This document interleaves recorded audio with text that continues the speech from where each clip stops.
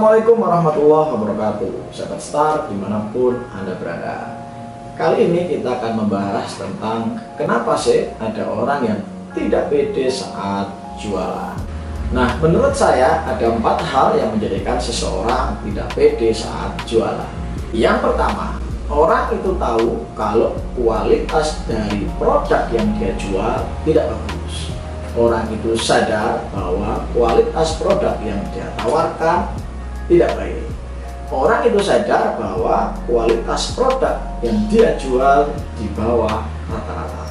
Maka sehebat apapun penjual, ketika hati kecilnya sadar bahwa produknya tidak bagus, maka dia pasti tidak pede menjual produknya. Kecuali dia memang punya niat jahat dalam penjualan. Maka ketika Anda atau tim Anda tidak pede saat jualan, coba cek produk Anda. Jangan-jangan produk Anda memang tidak berkualitas. Jangan-jangan produk Anda memang tidak bagus. Jangan-jangan produk Anda memang merugikan orang lain. Maka rahasia pertama supaya Anda pede jualan adalah perbaiki produk Anda. Tingkatkan kualitas produk Anda. Pastikan produk Anda bermanfaat buat orang lain. Pastikan produk Anda tidak merugikan orang lain. Yang kedua, kenapa seseorang tidak pede ketika menjual produknya? Alasannya adalah karena dia tidak paham tentang produk kulit. Dia hanya paham setengah-setengah tentang produknya. Dia hanya paham sebagian tentang produknya. Dia hanya paham kulit luarnya saja tentang produknya. Detailnya dia tidak menguasainya. Maka pastikan tim Anda latih untuk memahami produk kulit dengan baik dan benar, detail sekaligus lengkap dengan handle objection-nya. Memang dalam penjualan orang kadang tidak peduli dengan fitur-fitur secara detail dari suatu produk. Pembeli lebih melihat benefit atau value dari suatu produk. Namun ada beberapa konsumen yang pengen tahu detail suatu produk, manfaat detailnya, bahan-bahan detailnya, cara penggunaan detailnya, handle objection-nya ketika ada kerusakan, dan sebagainya, dan sebagainya.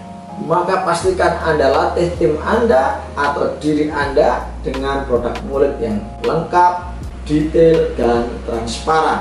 Sehingga ketika ada pertanyaan atau ketika Anda presentasi, Anda bisa menjelaskannya dengan sangat meyakinkan.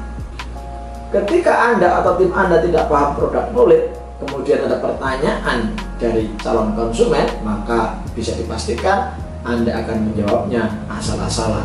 Keraguan Anda itu menjadikan konsumen tidak percaya dengan produk Anda.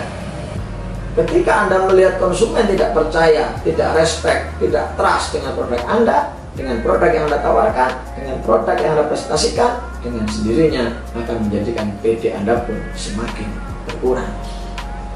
Yang ketiga, alasan kenapa seseorang tidak pede jualan karena personal brandingnya yang kurang bagus, karena penampilannya yang kurang bagus, karena personalitinya yang tidak sesuai dengan produk yang dia tawarkan. Tentunya beda penampilan Anda, performan Anda, personality Anda ketika Anda menawarkan produk untuk menengah ke atas dan produk untuk menengah ke bawah.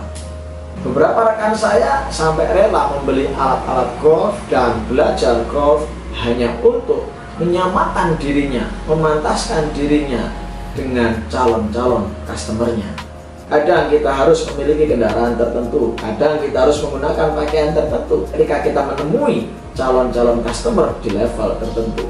Ketika Anda belum bisa menyamakan level Anda dengan calon customer Anda, maka biasanya Anda tidak pede ketika menawarkan sesuatu kepada customer tersebut.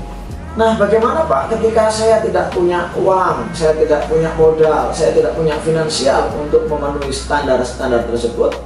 Maka Anda bisa bekerja sama dengan orang lain. Anda bisa minta referensi dari orang lain. Anda bisa menggunakan jasa atau tenaga orang lain untuk menjadi tim marketing Anda. Bagaimana Pak ketika saya belum juga mampu melakukan hal tersebut? Maka lakukan yang bisa Anda lakukan. Lakukan sampai kemudian omset Anda bagus dan pantaskan diri Anda untuk kemudian menjangkau segmen-segmen yang tadi saya maksudkan. Itu kalau Anda marketing offline. Tapi kalau Anda marketing online, ini jauh lebih mudah untuk Anda kondisikan. Dengan cara apa? Dengan cara memperbaiki tampilan visual Anda, dengan cara memperbaiki tampilan-tampilan media sosial Anda, sehingga image terhadap Anda tinggi di mata customer Anda. Dan yang keempat, sebab kenapa seseorang kurang pede saat jualan adalah biasanya karena produk brandingnya belum kuat, karena merek atau corporate brandingnya belum kuat. Contoh misalnya Anda jualan air minum tanpa merek sama air minum dengan merek tertentu yang sudah dikenal publik, Anda lebih pede jual yang mana? Atau misalnya ketika Anda jualan baju dengan merek yang sudah dikenal sama baju dengan merek yang belum terkenal, Anda pede yang mana? Tentunya Anda lebih pede jualan baju dengan merek yang sudah dikenal. Bagaimana Pak dengan produk saya yang belum kuat brandingnya? Biasanya kita gunakan jasa endorser atau influencer. Apa? Untuk membantu menaikkan level branding dari produk kita. Kita lihat misalnya Top Cafe, produknya baru, maka dia gandeng Iwan Fals. Maka seketika Top Cafe naik level brandingnya. Demikianlah 4 hal yang menyebabkan Anda atau tim Anda kurang pede dalam berjualan. Mari sekali lagi kita ulangi. Yang pertama, karena produknya yang kurang bagus. Yang kedua, karena belum paham produk knowledge dengan bagus. Yang ketiga, karena personal branding kita belum bagus, belum setara dengan target market kita. Dan yang keempat, karena produk branding atau merek branding atau corporate branding kita belum dikenal dengan bagus di masyarakat. Nah, 4 hal tersebut saya bahas dengan cukup detail di buku saya yang berjudul Nilai 5. Silakan memilikinya, membacanya, mengamalkannya. Insya Allah omset Anda akan naik berlipat-lipat. Demikian sahabat Star yang luar biasa. Sampai jumpa di puncak kesuksesan. Salam Star. Assalamualaikum warahmatullahi wabarakatuh.